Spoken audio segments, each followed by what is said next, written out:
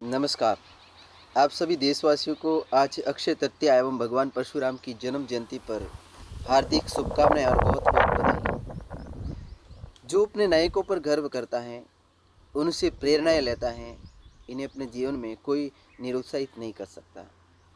कहता है, जगत इतिहास में हुआ एक ही नर ऐसा, रण में कुटिल काल सम क्रोधी तप में महासूर्य जैसा।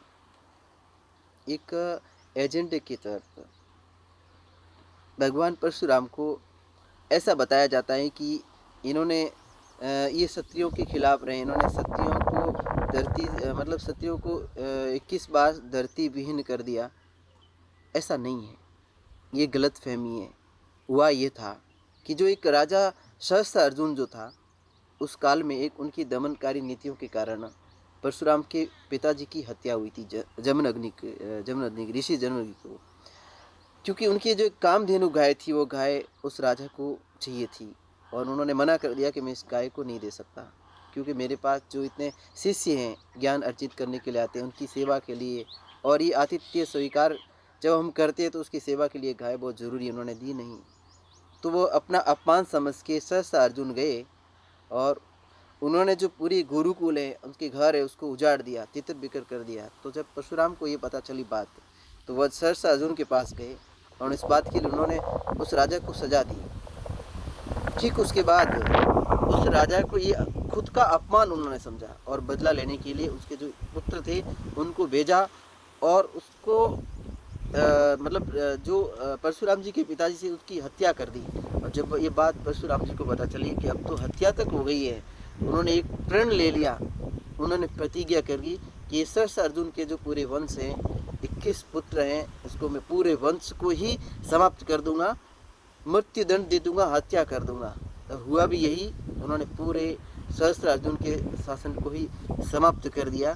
तो उन्होंने उस दुष्ट राजा को ही समाप्त किया था। ऐसा नहीं किया कि सभी क्षत्रियों से उन्होंने लुआ लिया, सिर्फ उस समय के उस राजा से उन्होंने बदला लिया था।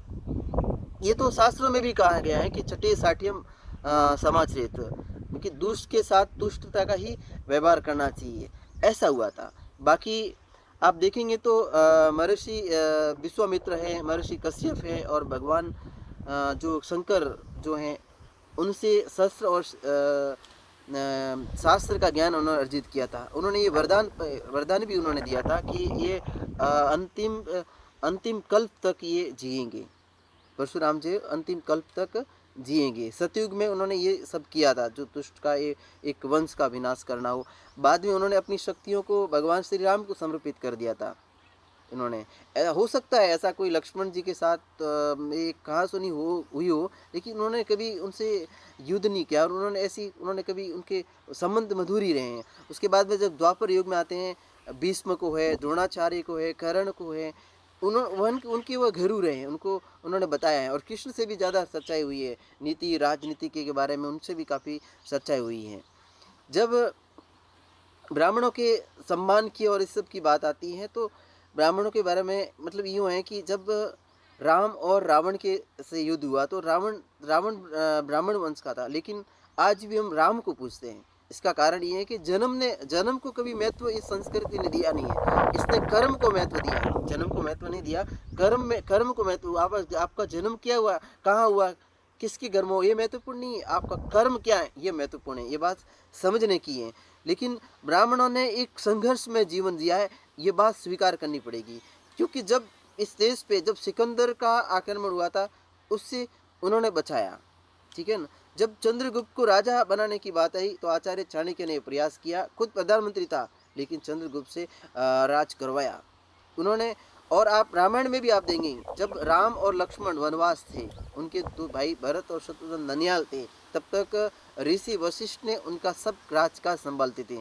उन्होंने और आचार्य चाणक्य इन सब ये चाहते तो राज्य को हड़प सकते थे, लेकिन उन्होंने कभी ऐसा नहीं सोचा कि मैं राज्य को हड़प लूँ। एक अच्छा उदाहरण हमें मिलता है, जो आप एक महाराष्ट्र एक जो अभी फिल्म आई थी, बाजीराव पेशवा, हिंदी फिल्म आई थी, उसके अंदर एक बुंदेलखंड का राजा था, क्षत्रिय राजा था छत्रसाल। जब उन पर एक तुर्कों का आक्रमण हो रहा था, तो उनकी सहयोग के लिए बाजीराव पेशवा को एक लेटर लिखा था और वो कागज़ जब लिखा था, उसके पास पहुँचा बाजीराव पेशवा के पास, तब वो भोजन कर रहा था। उसमें उस लेटर में लिखा था कि जो गति ग्राह गजेंद्र की, सो गति भई है आज। बाजी जात बुंदेल की, बाजी राखो लाज। यानी जो एक मदमस्त हाथी की वह स्थिति हो जाती है, जैसे एक उसका पैर मगरमच्छ के मुंह में फंस जाता है, तो उस हाथी की क्या स्थिति होती है, वह स्थिति मेरी हुई है। हे बाजीराव पेशवा, आप मेरे सपोर्ट में आ जाओ। तब वो तुरंत ही उसके सपोर्ट में गए और उन्होंने उन तुर्कों को हराया, जीत हासिल की, और छत्रसाल के जो राज्य था बुंदेल, उसकी उन्होंने रक्षा करके भी बताया। तो इसलिए उन्होंने उसके बाद में उनको खुद मजबूर होके राजा छत्रसाल जी को ये लिखना पड़ा कि जग जग उपजे दो ब्राह्मण, परशु और बाजीराव, एक डाही राजपूतिया, एक डाही तुर्का। यानी इस जग के अंदर दो ब्राह्मण इतने महान हैं, एक परशुराम जिन्होंने शस्त्र अर्जुन का उसके शासक को समाप्त किया, दुष्ट शासक को समाप्त किया, और एक बाजीराव है जो उन्होंने तुर्कों को भगाया। मतलब ये इतना अच्छी बात उन्होंने ये सब बताई है। इससे हमें सीख लेके हुए वर्तमान के अंदर जो भी हैं, जो इस देश के लिए और इस मानवता के लिए हमें करना है, वो अच्छे से करना है, इस लोकतंत्र के लिए। और चाहे जो कि हमें जो हमारे पूर्वज हैं, हमारे जो राम हैं और परशुराम हैं और जितने कृष्ण हैं, महावीर हैं, बुद्ध हैं, हम सबसे शिक्षा लेके इस देश को एक उच्च प्रगति की ओर ले जाना है। धन्यवाद। आप सभी को पुनः एक बार अक्षय तृतीया और भगवान परशुराम की जयंती पर नमन। जय हिंद, जय भारत।